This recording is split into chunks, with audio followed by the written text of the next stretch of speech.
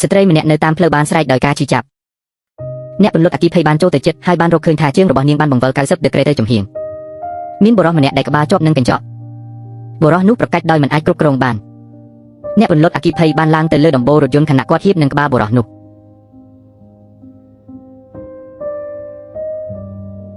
បុរសនោះបានប្រាប់ Kelly ឲ្យជួយ Chief ពួកគេបានបើកទ្វារខាងក្រោយរថយន្តហើយបានរកឃើញជនរងគ្រោះម្នាក់ទៀតគាត់សន្លប់ប៉ុន្តែមានជីពចរពួកគេទាំងអស់គ្នាបានធ្វើការរួមគ្នាដើម្បីរុះរើធ្នើនៅខាងក្រោយឡានចេញពី Chief Gabby និង Brett ចង់ធ្វើឲ្យជើងស្ត្រីមានស្ថិរភាពប៉ុន្តែជាដំបូងពួកគេត្រូវតែតម្រង់វាចេញពេលគេប្រើកម្លាំងស្ត្រីនោះស្រែកទាំងជឿចាប់សម្រែករបស់នាងបានបន្លឺឡើងពេញផ្លូវមុនពេលស្ត្រីនោះផុតទៅពួកគេបានទប់ជើងនាងឲ្យមានលំនឹងហើយបញ្ជូននាងទៅមន្ទីរពេទ្យ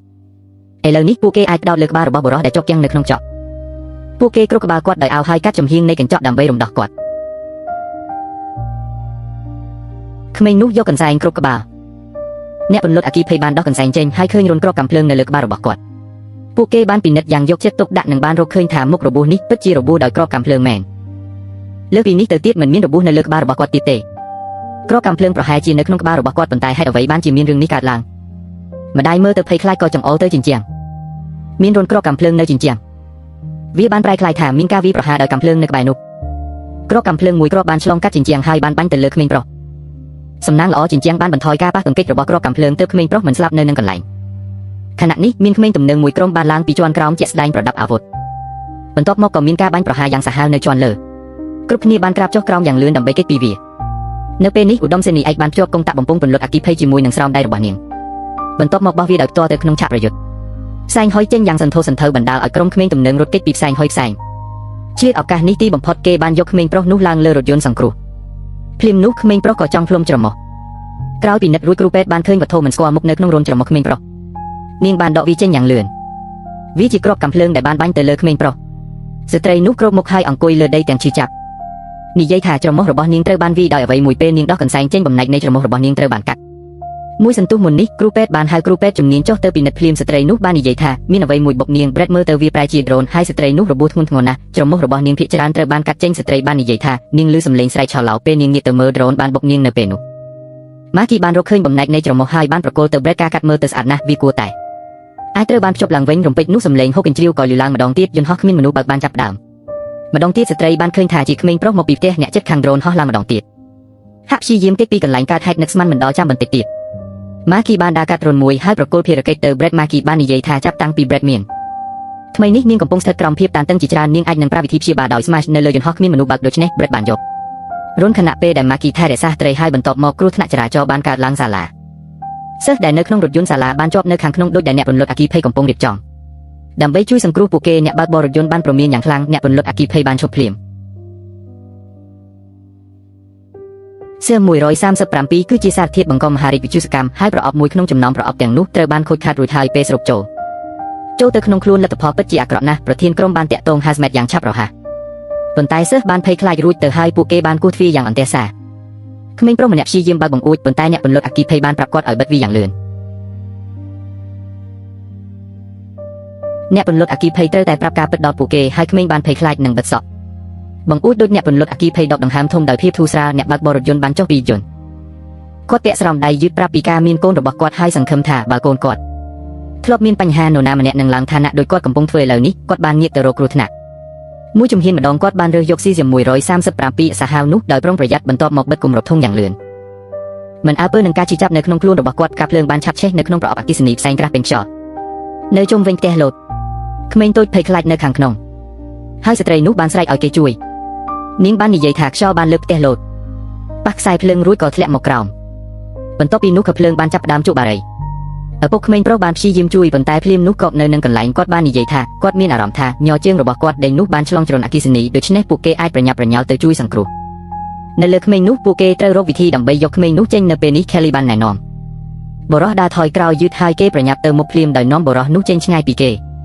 តំបន់អគ្គិសនីនោះអ្នកពន្លត់អគ្គិភ័យបានរកឃើញចណ្ដាលឈើមួយយ៉ាងឆាប់រហ័សហើយបានធ្វើស្ពានបណ្ដោះអាសន្ន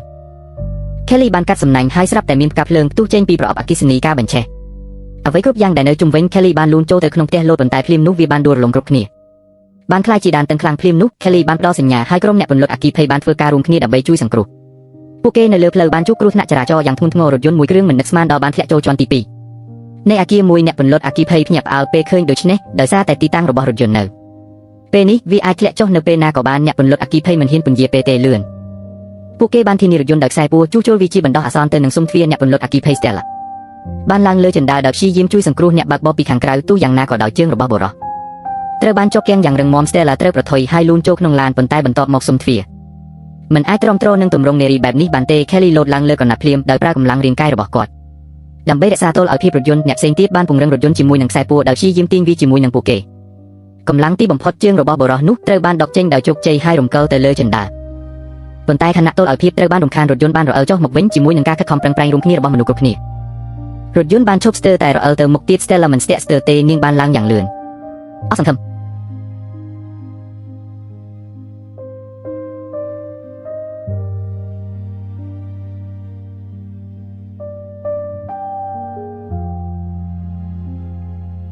อาศัยเลื่อนเนี่ยนานในขังขนมให้แต่เนี่ยชั่วโมงเอาไว้ก็ดีสมก็เอาตั้งข้อดีพี่มันหนึ่งนอนเนี่ยเจงพี่มันอาจโดนทำบาดเจ็บพี่มันอาจโดนทำบาดเจ็บสมก็เอาตั้งสำลังมันไอ้เด็กยกเรื่องนี้หมกเลิกขยม push let go push you pull 1 3มวยปีใบ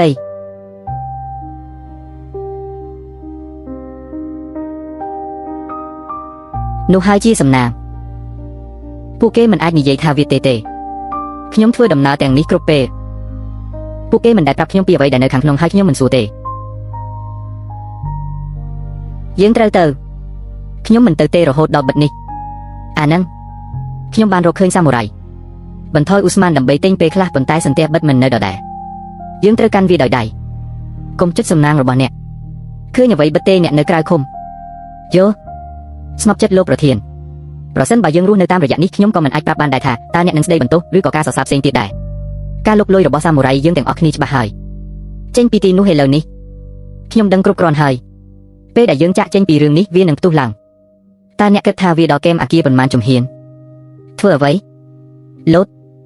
លោកឲ្យចុះសម្រាប់ចុះលោតចូលទឹកនេះគឺឈួត1 2 Denver KC 3